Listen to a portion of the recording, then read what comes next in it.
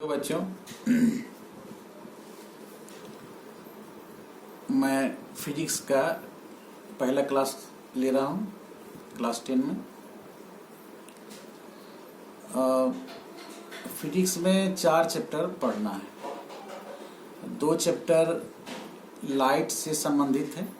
Light का मतलब प्रकाश से संबंधित है, प्रकाश विज्ञान के बारे में पढ़ना है। एक चैप्टर इलेक्ट्रिसिटी है, करंट इलेक्ट्रिसिटी, विद्युत धारा।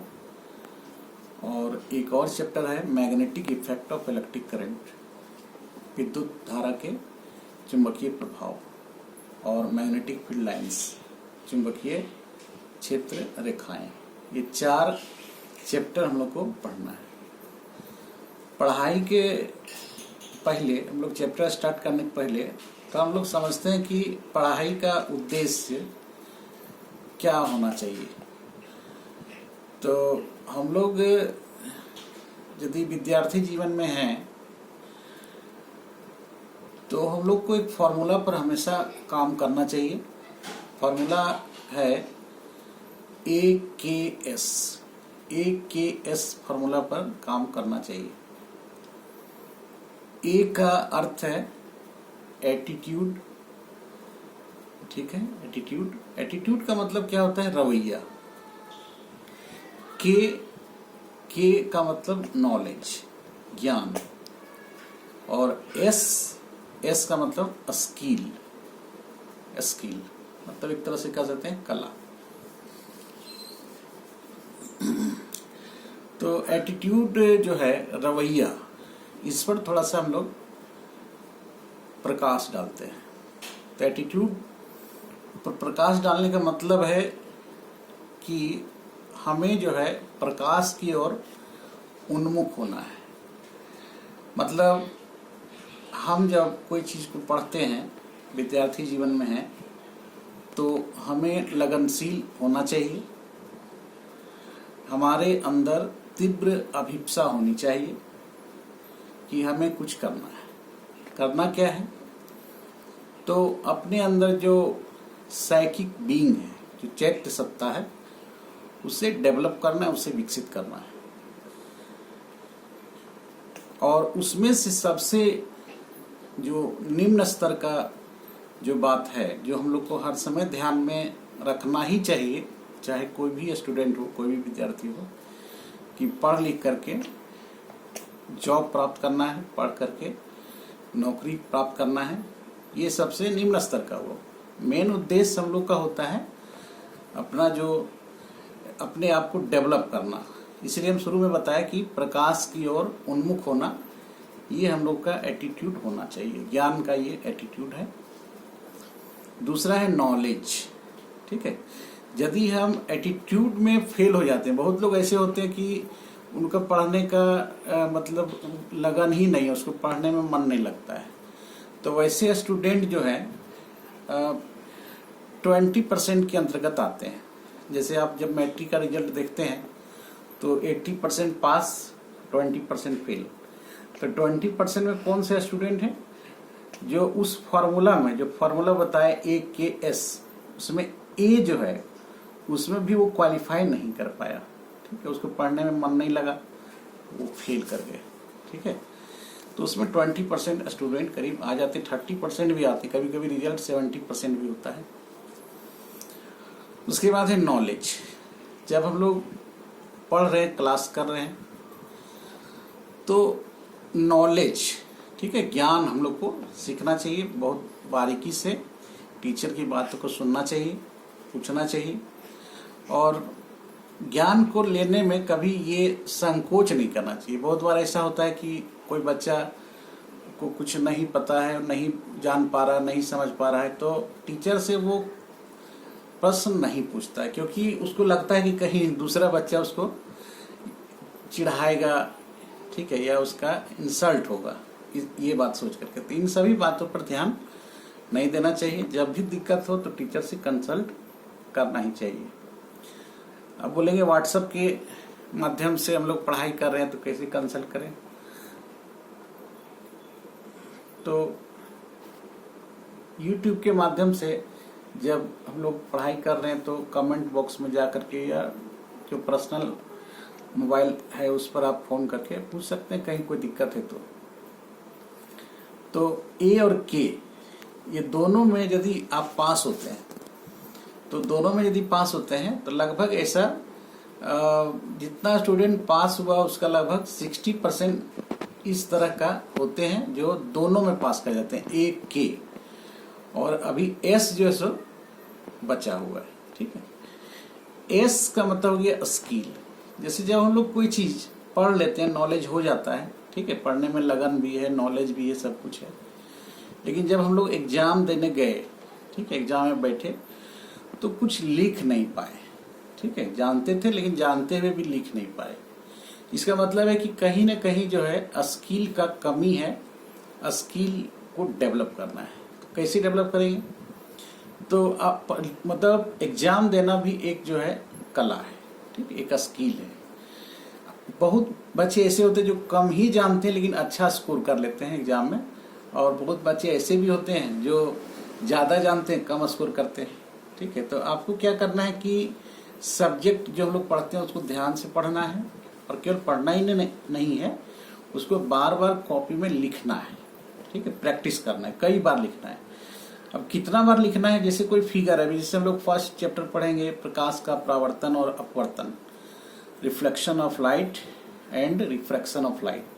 तो जब ये टॉपिक हम लोग पढ़ेंगे तो उसमें फिगर आएगा। ठीक है, हम लोग फिगर ड्रॉ करेंगे, तो फिगर तो हम ड्रॉ करेंगे, टीचर ड्रॉ कर दिए, ठीक है, उसको बार बार ड्रॉ करना है, घर में कई बार ड्रॉ करना है। ठीक है, आपके पास रबर, पेंसिल, स्केल होना चाहिए, और उसके आधार पर उसको प्रैक्टिस करते जाना है। घर में कई बार प्रैक्टिस करना है। कई बार का मतलब ये हुआ कितना बार, कुछ स्टूडेंट सोच रहे हैं बता दे सर कि कितना बार प्रैक्टिस करना है, तो ये डिपेंड करता है स्टूडेंट पर, डिपेंड करता है कि कितना बार में वो अपने आप को जो है परफेक्ट कर लेते हैं। प्रैक्टिस ही जो है किसी पर्सन को परफेक्ट बना सकता है।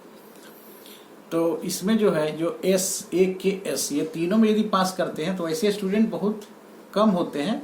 जैसे वैसे कैटेगरी में कौन से स्टूडेंट्स आएंगे जिनका 80% से अबव मार्क्स आ जाता है, तो वो सब ए के एस ये तीनों को जो है सब फॉलो कर रहे थे, ए के एस फॉर्मूला पर चल रहे थे, तभी उसका मार्क्स जो है सो ज़्यादा से ज़्यादा। ठीक है, तो हम लोग जो है पहला चैप्टर फिजिक्स का क्लास 10 का स्टार्ट करते हैं। प्रकाश का परावर्तन तथा अपवर्तन। प्रकाश से संबंधित 2 चैप्टर फिजिक्स में है, और एक चैप्टर इलेक्ट्रिसिटी का है, एक चैप्टर मैग्नेट का है। ठीक है, तो हम लोग देखते हैं, कुछ पहले हम लोग समझते हैं। तो प्रकाश का परावर्तन किसे कहते हैं? ठीक है, अपवर्तन क्या है, परावर्तन क्या है, ये जानेंगे हम लोग। तो थोड़ा हम लोग बेसिक समझ लेते हैं कि जब किसी सतह पर लाइट पड़ता है तो क्या क्या हो सकता है। तो जब किसी सतह पर लाइट पड़ेगा तो 3 तरह का घटना होने का चांस है। कोई जरूरी नहीं कि तीनों घटना एक ही साथ हो जाएगा, है ना, तीनों एक ही साथ होगा ऐसा जरूरी नहीं है। हो सकता है कोई एक घटना होगा, कोई 2 होगा, हो सकता है किसी किसी में तीनों भी घटना हो सकता है। तो यदि किसी सतह पर लाइट पड़ता है तो उस लाइट का मान लीजिए कि 100 जूल का लाइट पड़ा। हम जूल इसलिए बोल रहे हैं जो कि प्रकाश जो है एक ऊर्जा का एक रूप है जिसका एसआई यूनिट जो है, उसका एक एसआई मात्रक जो है जूल होता है। ठीक है, तो मान लीजिए किसी सतह पर 100 जूल लाइट पड़ा, ठीक है, तो हो सकता है कि उसका 20% मतलब 20 जूल लाइट रिफ्लेक्ट हो सकता है। रिफ्लेक्ट का मतलब हुआ कि परावर्तित हो सकता है। परावर्तित का मतलब हो गया कि समान माध्यम में, जिस माध्यम से लाइट आया था उसी माध्यम में लौट जाएगा। कहने मतलब कि मान लीजिए पीछे दीवार है, इस पर लाइट फॉल किया, तो लाइट इस पर फॉल किया तो मान लीजिए इसे 20 जूल लाइट क्या हुआ कि इसे लड़ के वापस चला गया, जिस माध्यम से आया था उसी माध्यम में वापस चला गया। कुछ लाइट को ये दीवार क्या किया, अवशोषित कर लिया, मान लीजिए अवशोषित कर लिया, एब्जॉर्ब कर लिया। लाइट को एब्जॉर्ब भी किया जाता है, चूंकि एनर्जी है और दीवार में एटम्स मॉलिक्यूल से, तो वो एनर्जी को, ऊर्जा को एब्जॉर्ब कर लेता है। लाइट भी एक ऊर्जा है, प्रकाशिक ऊर्जा है।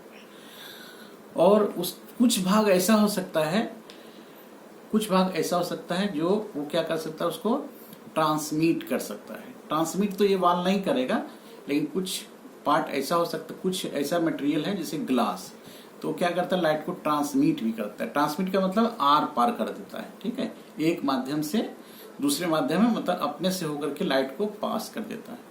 तो 3 तरह की घटना हो सकती है जब किसी सतह पर प्रकाश आपतित होता है।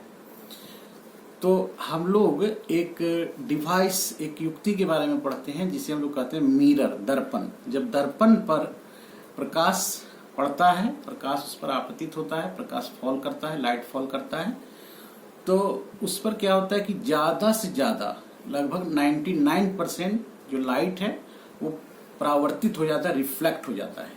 और 1% का क्या हो रहा है, तो 1% जो है वो एब्जॉर्ब कर लेता है। 100% रिफ्लेक्शन नहीं होता, 1% एब्जॉर्ब कर लेता है। दर्पण कैसे बनता है, तो दर्पण किसी ग्लास से बनता है, ठीक है, ग्लास है, कांच है, तो उसके एक साइड में जो है, एक साइड हम लोग सिल्वर से पॉलिश कर देते हैं, सिल्वरिंग उसको बोलते हैं। उस पर ब्लैक कलर भी उस पर ये कर देते हैं, चढ़ा देते हैं, ब्लैक कलर सिल्वरिंग करके। और दूसरा जो साइड है वो मेरा रिफ्लेक्टिंग पार्ट हो जाता है। रिफ्लेक्टिंग पार्ट मतलब उस पर जब लाइट फॉल करेगा तो उससे फिर वो परावर्तित हो जाएगा, उस पर जब फॉल करेगा लाइट तो उससे लड़ के वापस चला जाएगा, ठीक है। तो प्रकाश का परावर्तन दर्पण के द्वारा ज्यादा से ज्यादा होता है। हम लोग को परावर्तन के बारे में पढ़ना है। दर्पण कैसे बनाते हैं, तो कोई ग्लास लेते हैं, ग्लास में एक साइड हम लोग सिल्वरिंग कर देते हैं, सिल्वर, ठीक है, चांदी का एक लेयर उसमें ये चढ़ाते हैं और ब्लैक कलर से उसको पेंट कर देते हैं। तो इस तरह से दर्पण बन जाता है। दर्पण जो है मुख्य रूप से 2 प्रकार के होते हैं। एक होता है प्लेन मिरर जिसको कहते हैं समतल दर्पण, दूसरा होता है गोलीय दर्पण, ठीक है, स्फेरिकल मिरर। स्फेरिकल मिरर भी 2 प्रकार के होते हैं, एक होता है कॉनकेव मिरर, दूसरा होता है कॉन्वेक्स मिरर। अवतल दर्पण, दूसरा होता है उत्तल दर्पण। तो हम लोग देखते हैं थोड़ा फिगर कि अवतल दर्पण किसे कहते हैं और उत्तल दर्पण क्या है, प्लेन मिरर क्या है। एक्चुअली प्लेन मिरर जो है, समतल दर्पण, हम लोग के सिलेबस में क्लास 10 में नहीं है, उसको हम लोग आईएससी में पढ़ते हैं। तो फिगर हम लोग देखते हैं। देखिए, जैसे ये एक प्लेन ग्लास का सीट है, इसके इस साइड हम लोग सिल्वरिंग कर देते हैं, ब्लैक से पॉलिश कर देते हैं, इसको इस तरह से दिखाते हैं, ठीक है। ये जो साइड है, ये साइड, इस साइड ऊपर, ये जो से कोई लाइन नहीं है, ये जो सरफेस है, सतह है, ठीक है। तो ये जो साइड है वो रिफ्लेक्टिंग साइड है, इसको रिफ्लेक्टिंग साइड बोलते हैं, रिफ्लेक्टिंग साइड बोलते हैं इसको, ठीक है। इसको कहते हैं परावर्तक सतह, इसको परावर्तक सतह बोलते हैं, ठीक है। ये प्लेन मिरर है, समतल दर्पण है। हम लोग घरों में समतल दर्पण रखते हैं अपना चेहरा देखने के लिए। देखिए, ये जो एक मिरर है, एक दर्पण है, इसमें इस साइड जो है हम लोग इसको पॉलिश कर दे रहे हैं, ठीक है, सिल्वरिंग कर दे रहे हैं, ब्लैक कर दे रहे हैं। तो इस पर जब लाइट, तो ये जो साइड है क्या हो गया, रिफ्लेक्टिंग साइड हो गया, इधर वाला साइड, और इधर का साइड जो क्या है, ये पॉलिश किया हुआ है। तो जब कोई लाइट इस पर फॉल करेगा, जब कोई लाइट इस पर पड़ेगा, ये प्रकाश किरण है, जब इस पर पड़ेगा तो क्या होगा कि रिफ्लेक्ट होगा, इससे लड़ेगा और रिफ्लेक्ट होगा, इस साइड आएगा, मान लीजिए, ठीक है, इस साइड आता है। तो इसमें जो ये है, ये परावर्तक सतह है, ये जो सो इस साइड परावर्तक सतह है, परावर्तक सतह है। तो लाइट जब इस पर फॉल किया, तो जब लाइट फॉल करता है किस तरह से, गुफा में फॉल किया, ये गुफा टाइप का है, ठीक है, केव है, इसमें जब फॉल किया तो हम लोग बोलेंगे ये जो मिरर है उसको हम लोग बोलेंगे कॉनकेव मिरर, और हिंदी में इसको बोलते हैं हम लोग क्या, अवतल दर्पण। ये अवतल दर्पण कहलाता है। और जब लाइट इस तरह से है, देखिए ये मिरर है, इसमें इनर साइड, अंदर वाले साइड को पॉलिश कर दिए, और लाइट जो है फॉल कर रहा है, ये उठा हुआ जो सरफेस है, जो ब्लजिंग जो साइड है, उस पर लाइट फॉल किया, तो ये जो है सो इधर रिफ्लेक्ट हो सकता है, मान लीजिए। तो लाइट इसमें कौन सा परावर्तक सतह हुआ, ये परावर्तक सतह, वो बाहर वाला परावर्तक सतह, परावर्तक सतह ये हो गया बाहर का, ठीक है, अंदर पॉलिश है। तो इसमें क्या है कि ये केव के अंदर, गुफा के अंदर लाइट फॉल किया, अंदर इन साइड में, इसमें ब्लजिंग साइड जो है, उठा हुआ जो भाग है, उस पर लाइट फॉल किया, परावर्तक सतह है। तो ये 2 तरह का मिरर, इसका नाम क्या है, कॉन्वेक्स मिरर, ये कॉन्वेक्स मिरर है, ठीक है। इसको बोलते हैं हम लोग उत्तल दर्पण, तो दो तरह का दर्पण होता है। ठीक है, ठीक है। दर्पण में हम लोग कुछ पॉइंट्स जो है, कुछ मुख्य बिंदु हम लोग जानेंगे कि दर्पण के कुछ मुख्य बिंदु क्या क्या हैं। जैसे सबसे पहला चीज है कि सेंटर ऑफ कर्वेचर। ठीक है, इसको हिंदी में बोलते हैं वक्रता केंद्र। वक्रता केंद्र किसे बोलेंगे? तो देखिए, ये जो दर्पण है वो किसी स्फीयर का एक हिस्सा है। ये जैसे कोई एक स्फीयर है, उसका एक हिस्सा है। एक स्फीयर को ही काट के निकाला गया है। तो जिस स्फीयर को काट के निकाला गया है, जिस स्फीयर से इस दर्पण को बनाया गया है, ठीक है, उसका अपना एक केंद्र होगा, उसका अपना एक सेंटर होगा। ठीक है, उस सेंटर को, उस केंद्र को हम लोग बोलते हैं वक्रता केंद्र। और वक्रता केंद्र को दिखाते हैं हम लोग किससे? सी से दिखाते हैं। तो ये वक्रता केंद्र हो गया, जिसको कि हम लोग सी से दिखाते हैं। यहाँ पर सी लिख सकते हैं। ऐसे यहाँ अभी लिखने की स्पीकर में जरूरत नहीं है। ठीक है, वक्रता केंद्र को सी से दिखाते हैं। उसके बाद हम लोग जानेंगे वक्रता त्रिज्या। ये पोल, पोल को हम लोग हिंदी में बोलते हैं ध्रुव। ध्रुव, पोल। और इसका इंग्लिश क्या हो गया? Centre of curvature. Centre of curvature. तो ध्रुव किसे कहते हैं? तो किसी भी दर्पण में जो मिड पॉइंट होता है, जो उसका बीच का पॉइंट है, इसको पी से, पी का मतलब पोल, मिड पॉइंट, बीच वाला पॉइंट, यहां भी कह सकते हैं। तो इस पी को हम लोग ध्रुव कहते हैं। ठीक है, और सी और पी के बीच का जो डिस्टेंस है, सी और पी के बीच का ये डिस्टेंस, उसको हम लोग बोलते हैं क्या है? वक्रता त्रिज्या, जिसको इंग्लिश में बोलते हैं हम लोग, इसको आर से दिखाते हैं, इसको बोलते हैं radius of curvature. Radius of curvature. ठीक है, वक्रता त्रिज्या। तो वक्रता त्रिज्या क्या है कि जिस ये दर्पण जिस स्फीयर का बना हुआ है, जिस गोले का ये एक हिस्सा है, ठीक है, जिस गोले का ये हिस्सा है, उस गोले का जो रेडियस है उसको हम लोग वक्रता त्रिज्या कहते हैं। या फिर ध्रुव और वक्रता केंद्र के बीच की दूरी को भी वक्रता त्रिज्या कहते हैं। अब वह हम लोग जानेंगे प्रिंसिपल एक्सिस, जिसको बोलते हैं हम लोग हिंदी में मुख्य अक्ष, और इंग्लिश में बोलते हैं प्रिंसिपल एक्सिस। ठीक है, तो प्रिंसिपल एक्सिस क्या है? तो प्रिंसिपल एक्सिस वह लाइन है जो पोल और सी को जोड़ता है। तो मतलब इतने दूर लाइन नहीं, ये पूरा यहां से यहां तक इधर भी जा सकता है। ये पूरे लाइन को हम लोग बोलते हैं, ये पूरा लाइन, इसका कोई लेंथ नहीं है, इधर बहुत दूर तक जा सकता है, इधर भी जा सकता है। इसको बोलते हैं हम लोग मुख्य अक्ष। ठीक है, उसके बाद आता है अपर्चर, इसको बोलते हैं हम लोग हिंदी में द्वारक। द्वारक, द्वारक किसे कहते हैं? देखिए, इसका ये जो पार्ट है, ये जो रिफ्लेक्टिंग ये पोर्शन है, इसका जो डायमीटर है, डायमीटर का मतलब यहां से यहां तक का जो दूरी है, ये इसको हम लोग क्या बोलते हैं? द्वारक कहते हैं। ठीक है, ये द्वारक कहलाता है।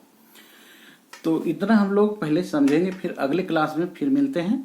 तब तक आप पढ़ते रहिए, एनसीईआरटी का बुक का फॉलो कीजिए। धन्यवाद।